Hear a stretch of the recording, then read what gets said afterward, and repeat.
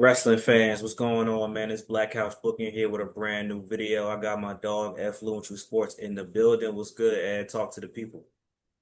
What's going on? Make sure y'all go subscribe to me at Influential Sports for some sports and pro wrestling content. And I'm ready to get into this video. Yes, sir, man. We got a special video today, man. July is a jam-packed month full of PLEs, pay-per-views, whatever you want to call them. But I want to bring to everybody's attention, it's funny how you guys are watching, WWE pay-per-views and you consistently saying 4 out of 10, 5 out of 10, this was trash, this was mid, but you won't give another company a chance to actually put on a very entertaining show for you guys. And I'm here to say that whether you're a AEW hater, you're a WWE loyalist, whatever the case may be, you're a casual wrestling fan, find a way to watch All In July 12th because you will be pleasantly surprised and you will actually be thoroughly entertained. We're going to get into some of the matches already announced, but like guys, you guys really got to give this a shot. I started, consistently watching AEW. I started with All In last year and I've been hooked ever since. Obviously, I watch AEW on and off, but I'm telling you, All In is one of the biggest wrestling shows ever. And a lot of you miss Double or Nothing. I say the Anarchy and Arena match is still the most fun match I've seen this year. Ed, what is your thoughts on the people, with AEW content and programming? I think you could even compare it to TV shows because you keep watching the same thing over and over, you're gonna get bored at some point. You gotta have different flavors, multiple different things you're watching. I might watch Squid Games on Wednesday, might watch Love Island on Thursday. You gotta switch it up from time to time. So you can watch two wrestling companies and enjoy both of them more and more. You don't have to be loyal to one company because they're not loyal to you. That's facts. That's facts. And y'all always y'all talk about ticket pricing, y'all talk about ratings, but the issue with that is you'll complain about a WWE ticket pricing, but an AEW show would be cheaper. It won't go to the AEW show because you say the arena too small. Okay, cool. I didn't know the arena being smaller, you paying less for the tickets and you being closer to the ring was a bad thing. And then I had multiple people, AEW is trash, bro. The ratings are, why do you care about the ratings?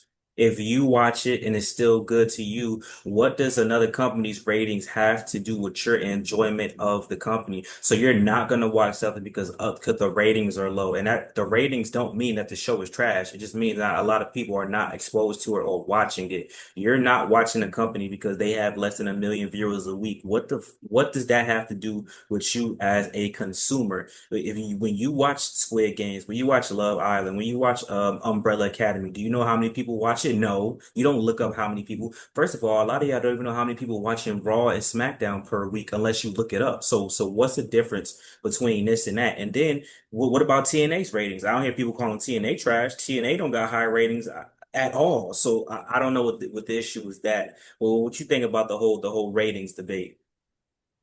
At the end, the whole rating thing, that's just like a personal preference, I guess. Like it's never really mattered to me because it don't affect me. If I have a chance to go to a WWE show, I'll go. If I can go to an AEW show, I'll go. If it's available to me to go. But I'm not sitting up here complaining about ratings because it don't affect me. Facts, facts. And with that being said, y'all, we're gonna tell y'all why you guys should, definitely this year watch All In. I would say watch the shows before All In and watch All In. That's what I would recommend. Next week, watch Dynamite. I'm sure Collision will probably be on Thursday for, a special case. And then you can watch, you should be all caught up. They'll do the recaps, they'll do the video packages and all that type of stuff. And then you can watch on Saturday. But here's the matches that's already announced, and I'm really excited. Just yesterday, they added a stipulation to John Moxley versus Hangman Page, AEW Men's Championship. It's a Texas death match. Now, I know what y'all about to say. Y'all already about to complain. A death match? Look, look. No, don't do that, bro. Listen, this is necessary. This might be John Moxley's last run with the belt, so John Moxley should lose it in the death match. That's very Moxley-esque. And AEW does very fun things with stipulation matches. This won't just feel like a extreme rules match, no holds barred match, a street fight. In WWE, basically every match is the same thing. It just named some different shit. But this is going to be different. This is going to be a Texas death match for a reason. So, Ed, what is your thoughts on this matchup right here? I'm looking forward to it, but I really wanted to talk about Moxley's heel run It's not as bad as people actually think it is. I think what holds down his heel run is that we aren't seeing the championship. Like if you want to compare him to Roman Reigns, the same thing was happening. There was a lot of interferences in the matches, and they ended the same way. Now, I'm not saying it's to that degree to where he's at Roman Reigns level, but you can find similarities. The only difference was you actually saw the title with Roman Reigns. You don't see the title; it's just been in the briefcase. I think that's the thing that's holding his world title, his heel run back. Yeah, I'm actually gonna make a video about that because I actually feel the same way, briefly, just similar that I think his heel run is now that it hopefully is about to be over. I actually think it's underrated between all of his runs in AEW, but I'll make a video about that for sure. I'm definitely looking forward to this, and I'm looking forward to the shenanigans, because this is a match that actually requires interferences. So I'm looking forward to see how many people going to get involved in this match. You know, other matches with other companies and things, sometimes the interference for literally no reason and people who interfere who don't have nothing to do with anything. But this, the right people are going to interfere or the right people are not going to interfere. And either way, that's going to speak volumes. So this is going to be a very interesting match. That's why y'all need to watch Dynamite on Tuesday and y'all need to watch, Wednesday. Dynamite on Wednesday and Collision on maybe Thursday. I'm assuming it's going to be on Yeah, I think Thursday. I think they confirmed this Thursday, and Bad, then bad, bad. it's another match that we'll probably get to that's gonna have an impact on this match. Oh yeah, yeah, we definitely going to get to that. But let's talk about the AEW Women's Championship. The match I might be most looking forward to this match, maybe, but that's a personal bias. We got Tony Storm versus CEO Mercedes Moné, aka Sasha Banks. And it's just for the AEW Women's World Championship. It's not for all the belts, for people who don't know. This match, I'm looking forward to it. I went back and forth with whether or not Mercedes Moné should have lost the TBS Championship. But it could have went either way. A lot of people saying no, that'd have been dumb because her only thing is that she never lost a singles thing. But I think it wouldn't have made a difference because either way, if she would have lost this, if she would have lost TBS championship, people would have been like, oh, she's for sure gonna win the women AW Women's Championship. But now that she retained, people are like, oh, she for sure not gonna win because they don't. She's not gonna hold all the belts. So that's why I think this match is very unpredictable. It can really go either way. I could actually see Tony Storm winning because Mercedes Moné has been more on top every time they've had interactions and stuff like that throughout the rivalry. So I think Tony Storm might win, but I think Tony Khan is full of surprises. So what do you think about the outcome of this match? Who you think should win the match? As far as the TBS thing goes, I think they ain't really playing to Mercedes being distracted by Tony Storm being there because she just had like this gaze look on her face the entire time. But Mina would have made sense to win it.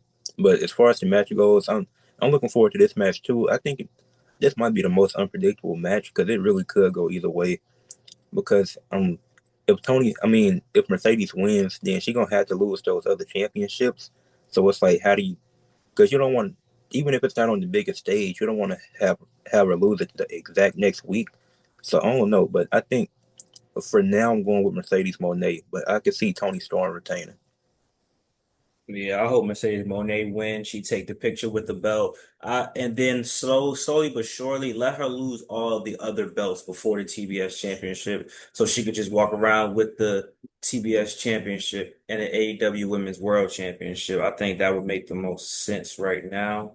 And then next, another confirmed match, we have a unification match for the AEW International Championship and the Continental Championship. Kenny Omega versus Okada. I'm praying that Kenny Omega wins.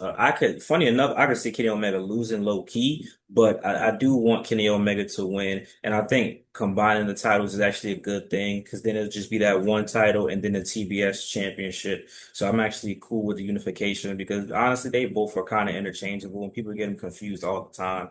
But I got Kenny Omega winning. So why do you think that people should watch this match? Because this is a legendary match. If people don't know, Kenny Omega and Okada have a lot of history in New Japan and stuff like that. So we get to run it back and see it, on American television. Yeah, I get that I was confused too, but this is the first time ever they competing against each other in AEW. Like all the history they have in New Japan, and it's the first time they gonna wrestle each other in an AEW ring, and they did a good job building this up, playing into the history, and they built it up well. I think Kenny Omega wins. I I don't see a scenario where Okada wins unless if Kota Ibushi turns heel, I can see that.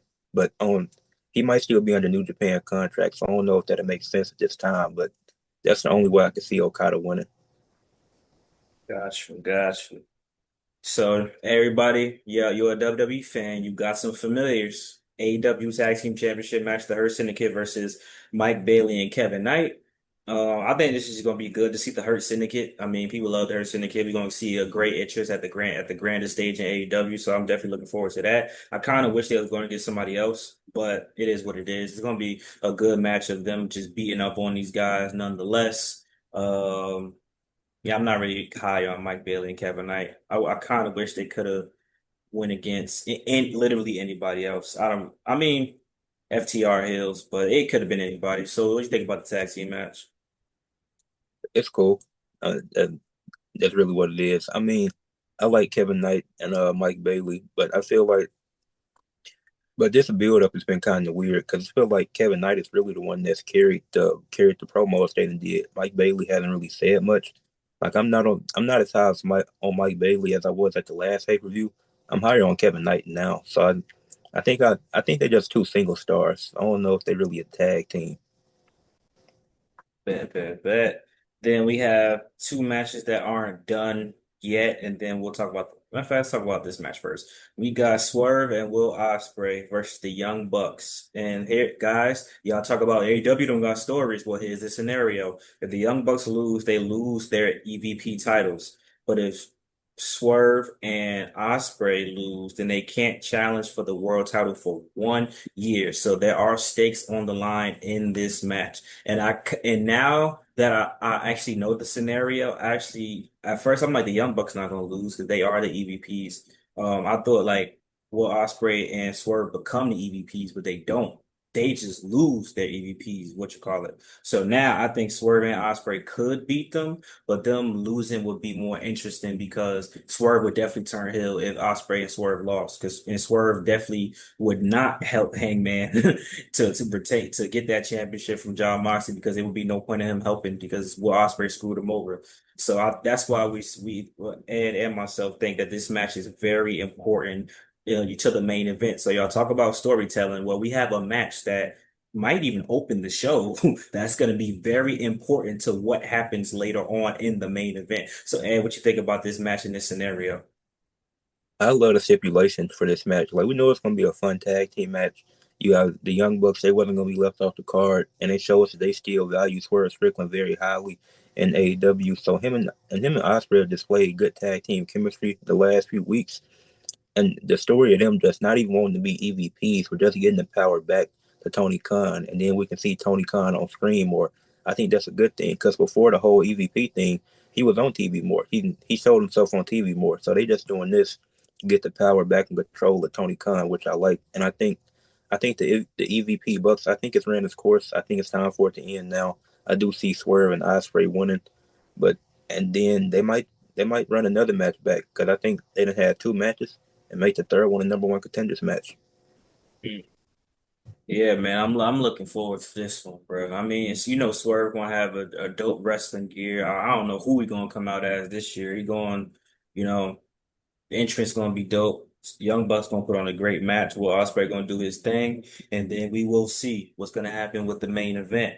But then we have two gauntlet matches: the men's casino gauntlet match and the women's casino gauntlet match. So far for the men's, we got Mark Briscoe and MJF. We don't know who else, and then for the women, we got Chris Statlander, and we don't know who else. So. For the men's, my early pick is MJF. I think MJF will get a lot of momentum by winning the casino gauntlet match. I could see a debut from somebody. I don't know who it would be, but I could see a debut from somebody. Just whether they be an ex-WWE person or a New Japan person. I could see somebody debuting in the men's gauntlet match specifically. And then for the women's, it would be if the Britt Baker report was a work, that will be a very cool way to have her come back, but I actually think it's real. So that's just some fantasy booking. That she wants out of the company, but Tony Khan won't let her go. That would be a good way to actually bring her back. But I would actually like to see if Ruby Soho is actually gonna come back and do something if she's not hurt or whatever. That would be nice as well. So what do you think about the Casino Gauntlet matches? I like the fact that MJF and Mark Briscoe are gonna be the two that start the match. That's already been confirmed. Now, who else is in the match? I do think this would be a good win for MJF because obviously he can. Him with the Hurt Syndicate, it's been cool, but it got to pay off to something. Even if he don't get the title back, we just get another shot at it. But a wild card, depending on what, I don't know if they could put, because it's going to be before the main event. But there could be a scenario where Gabe Kidd ends up winning and he officially signs with AEW. I don't know if he's a free agent or not. Or if he wins, then Hangman wins in the main event and he tries to get the power back by beating Hangman all out. I could see that happening. And then as far as the women goes, I think I don't really have a clue for this one because obviously we know Chris Statlander in it, but um, I don't see Chris Statlander challenging either Mercedes or Tony Storm, so that makes it. Yeah, I don't really know for the women. It gotta be somebody. Damn. If Harley Cameron wasn't hurt, that would have been a good pick. I could I was gonna say maybe they give Julia Hart a shot, but probably not. I doubt it. I doubt it. So yeah, those are the matches we have so far, and then of course there's the 0 hour is going to be. So I could see the 0 hour. I think they should run back Anthony Bowens and Max again. I think they should run that back, low key. Yeah, they might do FTR versus who the Outrunners. They might do that on the 0 hour. Yeah, man. And the 0 hour is free, y'all. So no excuses. It's gonna be on YouTube. So you get to watch the 0 hour on YouTube. And no, the pay-per-view will not be 7 hours, bro. It'll be like what is it, like 4 hours or something like that? Yeah, So you get to watch wrestling and then you can go watch NXT, whatever the case may be. So you'll be able to watch everything that you want to watch. Oh wait, no, not NXT. Wait, NXT. Wait, NXT and Great American Bash come on the same time. Then Saturday night's main event main comes event, yeah. after. Yeah, go watch Saturday Night Main Event. NXT gonna be dope, but I promise you, you're not gonna want to miss All In. Find a way to watch it. However you're gonna watch it, find a way to watch it, and then I promise you, you guys will change your mind. We got any last thoughts for the people at? Yeah, one more thing. I think and it has been reports that AEW can introduce women's tag team titles soon, which I'm definitely behind it because you already have four established teams. You got Sky Blue and Julia Hart, got Megan Bayne and Penelope Ford, got Anna Jay and Todd Mello, then you got Ty Valkyrie and Deanna Barrazo. And I think with those four teams, like they already have a solid structure and they've did stuff of revolving around some of these women already.